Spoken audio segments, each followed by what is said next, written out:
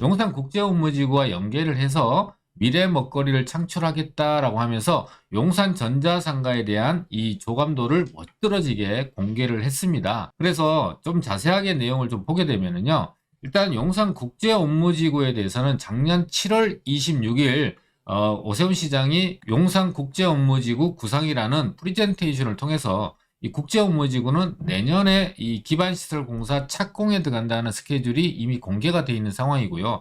여기서 주의해서 보셔야 될 것은 이 원효대로와 연계되어 있는 이 국제업무지구의 주 출입구가 원효대로로 나오게 된다는 걸 꼭 기억하실 필요가 있고, 이 국제업무지구 주변 지역에는 이미 착공에 들어가 있는 개발들도 있죠. 현대자동차 UAM 연구소가 들어서는 걸로 해서 원래 착공에 들어가서 2026년에 완공이 될 거고요. 서부 이촌동에 대한 특별계획구역이 진행이 되고 있고, 정비창 전면지구에 대한 부분도 계획이 착착착 진행이 되면서 이 조감도까지 공개가 되어 있는 상황인데, 이 용산전자상가에 대한 구체적인 계획은 아직까지 공개가 되지 않아서 많은 사람들이 의구심을 갖고 있었던 건데, 이번에 구체적인 내용이 공개가 됐습니다.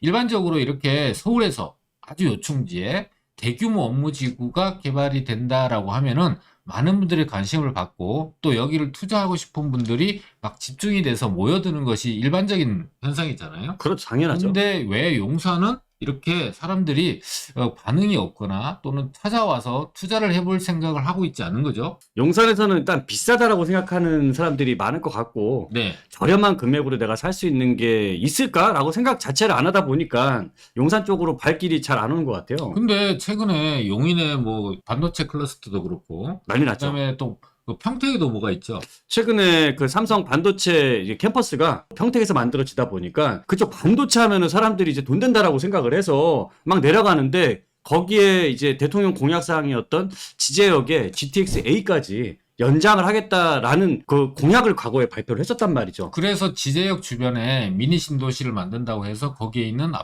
주택을 막 사기 위해서 벌떼처럼 몰려간다는 맞아요. 뉴스가 최근에 나왔었잖아요. 네. 그러니까 용인 반도체 클러스터 주변에 있는 아파트들도 최근에 몇 억씩 올라 있다는 뉴스와 더불어서 이렇게 많은 사람들이 선입견들이 있어요. 용산이 너무 비싸다. 그리고 또 한 가지는 이 국제업무지구가 너무 오랫동안 진행돼서 이게 되기는 하겠어? 언제 되겠어? 이런 생각들을 갖고 있는 부분들이 굉장히 많거든요. 일단은 용산전자상가가 어떻게 개발되는지를 좀 먼저 보게 되면요. 많은 상가들이 이렇게 분리게 돼 있거든요. 근데 이렇게 파랗게 박스에 표시되어 있는 지역들은 현재 유통상업지역, 상업지역에 해당이 되어 있는데 기본 용적률이 600%인데요. 여기를 허용과 상한 용적률을 줘서 최대 1000%에서 1200%의 엄청난, 지금까지 줘본 적이 없는 용적률로 개발을 하겠다라고 하고 있고요. 또 녹색 박스에 해당되는 지역들은 3종 일반 주거 지역이기 때문에 기본 용적률이 250%인데 여기도 허용과 상한 용적률 합치게 되면 800%에서 1000%의 용적률, 엄청난 용적률로 개발이 돼서 이렇게 초고층의 랜드마크 건물들이 들어선다고 합니다. 높이만 따져도 보면 153m, 173m의 엄청난 개발들이 상당하네요. 진행이 되고 있거든요. 자, 두 번째로 많은 사람들이 걱정하고 있는 게 언제쯤 될까에 대한 의심을 갖고 있잖아요. 근데 여러분들이 모르는 사이에 이미 용산 전자상가 내부에서는 이미 완성이 되어 있는 건물들도 있고요. 공에 들어가 있는 건물도 있다라는 거예요. 보게 되면은 일단은 여기 국제업무지구와 접해 있는 이 땅, 지금 현재 소유권이 누가 갖고 있죠? 여기는 이제 서부 T&D라는 회사가 이제 사업 주체가 되고요. 네네. 여기는 이미 2017년도에 드래곤시티 호텔이 완공이 됐습니다. 4성급 호텔입니다. 네. 굉장히 멋들어지고 시설도 최신식으로 되어 있거든요. 객실도 굉장히 많죠. 그렇죠. 그러니까 규모가 용산에서 만들어지는 규모는 작은 규모가 아니라 거의 세 손가락 안에 드는 1700객실 정도를 갖고 있는 굉장히 대형급 호텔이 들어선 거죠. 자, 이거는 2017년에 완공이 됐고요. 그 바로 앞에 같은 서부 T&D예요. 서부 T&D가 소유하고 있는 땅 같은 경우는 지금 현재 이 철거를 해서 이 건물들이 만들어지는데 건물 짓는 데는 2, 3년 안에 완공이 되거든요. 이 건물 같은 경우는 호텔 한 동과 더불어서 하이엔드 오피스텔, 주상복합 아파트, 판매 시설 이런 것들이 들어서게 되면서 여기에 분양가 지금 튀어나와 있는 이 부분이 뭐죠? 이게 이제 인피니티 풀 수영장이죠. 아, 수영장이죠. 이 건물의 중간에 있네요. 되게 네. 굉장히 특이하네요. 이 건물 같은 경우도 분양이 된다면 평당 1억 이상의 분양가가 예상이 되는 그런 건물이 돼 있거든요. 그리고 또 한 가지는 바로 옆에 부지 도시재생혁신구역이라고 하는 건데 여기는 또 어떻게 진행이 되고 있죠? 여기 유수지 부지 같은 경우에는 올해 이제 그 기본 설계가 나오게 되고요. 네. 내년부터 착공 바로 들어갑니다. 아, 또 내년에 착공이군요.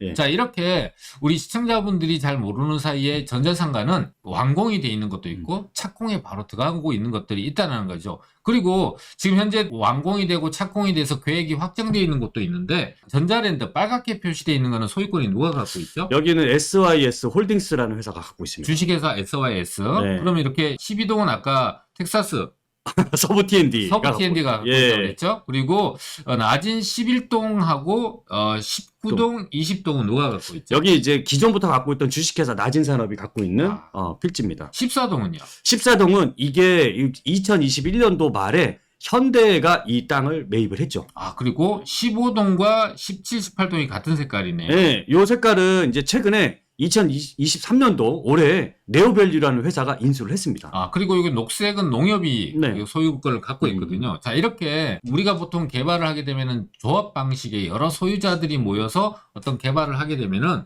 굉장히 늦어져요. 그런데 거래관계가 복잡하고 그렇죠. 하니까. 근데 이게 소유권이 단일화되어 있는 이런 필지들 같은 경우는 그 단일 주체가 건축 허가를 내서 서울시와 협의를 내서 인센티브도 받고 해서 굉장히 빨리 진행될 수 있다라는 거를 앞서 설명드린 세 곳에 보면은 완공, 착공 이렇게 예정이 되어 있는 것처럼 굉장히 빠른 시간 안에 이런 것들이 건물이 들어선다는 거예요. 그렇죠. 자, 이렇게 건물이 들어서게 되면은 앞서 보여드렸던 이런 초고층의 랜드마크 건물이 들어서게 되는데 이렇게 랜드마크 건물이 몇 개가 들어섬으로 인해서 최상급지가 된 곳이 서울에 있죠. 아, 그런가요? 성수동이 그런 곳입니다. 보시다시피 이 서울숲이 있고 트리마제, 아크로포레스트, 그다음에 갤러리아 포레. 제일 먼저 이제 갤러리아 포레가 들어섰잖아요. 그렇죠. 이 갤러리아 포레와 이 세 개 건물이 들어서게 되면서 이 성수동이 핫플레이스로 거듭나게 됐잖아요. 그렇죠. 지금은 뭐 최상급지라고 불릴 만한 지역으로 바뀌었죠. 자, 그리고 앞서 보여드렸다시피 전자상가도 153m, 173m 정도의 초고층 건물로 되잖아요. 네. 여기도 보면 트리마제가 157m가 되고요. 갤러리아 포레가 171m, 아크로포레스트가 199m로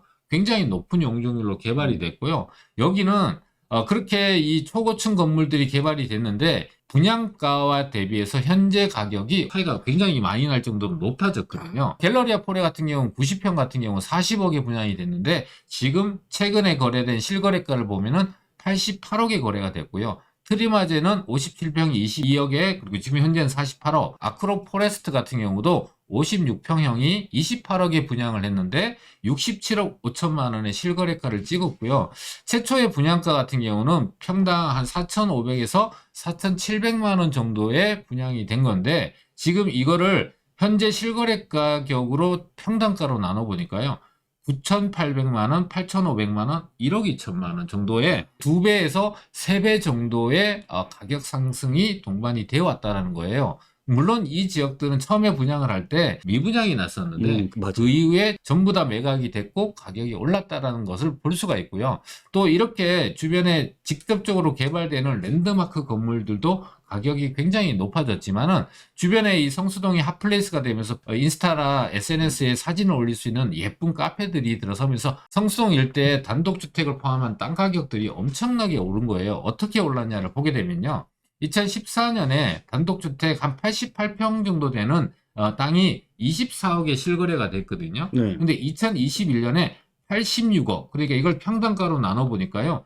평당 2,700만 원 하던 단독주택이 지금 9,800만 원 정도의 2021년도에 거래가 된 거예요. 근데 최근에 네. 이쪽에 물건이 안 나오니까 그렇죠. 거래가 안 돼서 그렇지 호가는 굉장히 높아졌잖아요. 굉장히 높아서 지금 일반 한 40평에서 50평 정도 되는 땅 가격이요. 65억에서 75억 정도를 하고 있습니다. 그럼 평당가로 얼마인가요? 그럼 평당 가격으로 1억 5천에서 1억 6천 정도 되는 굉장히 높은 가격을 하고 있습니다. 자, 단독주택은 주거지역입니다. 상업지역의 땅가격이 아니에요. 주거지역의 땅값이 1억 5천에서 1억 6천 하고 있다는 거는 평당 2,700만 원 하던 곳들이 이렇게 바뀌었잖아요. 만약에 이 지역에 네. 1억 5천에 땅을 사서 빌라라든지 아니면 주상복합이라든지 도시형 생활주택이라든지 오피스텔을 짓게 되면은 그 땅 가격에 건축비를 더하게 되면 어마어마한 가격. 예를 들면은 투룸 빌라가 보통 대지분이 5.5평이니까요. 그 정도 하죠. 1억 5천에 5.5평이면은 땅값만 따졌을 때 빌라 가격에 땅값만 7억 5천이에요. 거기다 건축비를 한 4억 정도 들이게 되면은 한 11억 정도의 가격이 형성되는 게 일반적일 수밖에 없는 거 같아요. 그렇겠네요. 예. 그렇죠? 자, 그런데 땅값만 오른 것이 아니라 네. 여기가 이렇게 가격들이 높아지고 많은 사람들이 몰리고 살고 싶어 하는 지역이 되다 보니까요. 월세도 굉장히 많이 올랐어요. 아, 그렇죠. 특히나 지금은 이제 월세로 집중되다 보니까 거의 월세 시대라고 얘기를 하잖아요. 그렇죠. 그래서 지금 분당선 서울숲역 인근에 있는 오피스텔 같은 경우에 방 하나에 거실이 있는 1.5룸이잖아요. 이 1.5룸의 월세가 210만 원에서 240만 원 정도 현재 하고 있고요. 1.5룸임에도 불구하고 매매 가격은 7억대 후반 정도를 하고 있다라는 것이죠. 자, 그러면은 이렇게 랜드마크 건물이 들어서게 되면서 주변에 있는 집과 부동산 가격에 이렇게 큰 영향을 줘왔잖아요. 네. 그러면은 지금 앞서 저희가 설명드린 이 전자상가가 이런 모습의 새로운 모습으로 재탄생이 돼서 여기 보면은 앞서 173m, 153m 저 건물이니까 여기에 뭐 갤러리아 폰에나 트리마저가 몇 개나 들어서는 거예요. 제가 보기에는 이 건물만 대략적으로 세봐도 한 20개 동이 들어가는 것 같은데요. 그렇죠. 예. 이렇게 많은 랜드마크 건물들이 들어선다면 이 주변 지역의 부동산 가격은 상당히 많이 크게 변할 걸로 예상이 되거든요. 그리고 이런 지역들 주변 이렇게 랜드마크 건물과 업무타운이 만들어진다면 세계적인 IT 기업, 메타 기업들이 입주를 하게 될 건데 거기와 더불어서 여기가 국제 업무지구와 더불어서 시너지가 발생을 하게 되잖아요. 네. 자, 그렇게 되면은 이 서울이라는 곳이 앞으로 미래 먹거리를 생각했을 때 미국의 월스트리트와 그다음에 실리콘밸리라는 것이 미국을 먹여 살리는 네. 그런 중요한 역할을 하게 되잖아요. 서울에서도 그런 역할을 할 수 있는 곳이 만들어지게 돼요. 최근에 여의도 같은 경우도 350m 용적률 1000%로 중심 상업지역으로 용도 지역을 변경해서 개발할 수 있도록 만들어서 아시아 국제금융의 허브로 만들겠다라고 하고 있잖아요. 그리고 지금 현재 용산국제업무지구는 국제업무지의 중심지, 그리고 거기에 전자상가가 더불어지면서 시너지 효과가 발생을 할 거고요.